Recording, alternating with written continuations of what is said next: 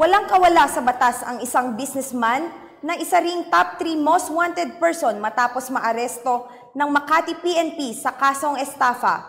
Yan ang report ni Patrolwoman Reyna Joyce Dalire. Timbog ng mga tauhan ng Makati City Police Station ang akusadong si alias Rem, 29 anyos, isang negosyante at nakatalang top 3 most wanted person ng Makati City Police Station ngayong buwan ng Abril taong kasalukuyan.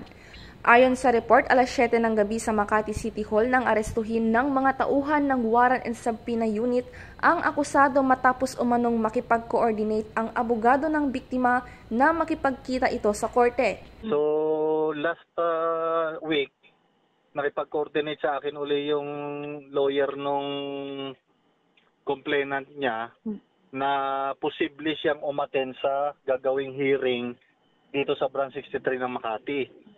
So, nung umaga pa lang, yung team ko, pinapunta ko na ron sa Branch 63 para abangan siya. At positive naman na dumating siya ron. Kasama rin sa warrant of arrest na inilabas ng RTC Branch 155 Pasig City ang ama ni alias Rem sa parehong kasong estafa.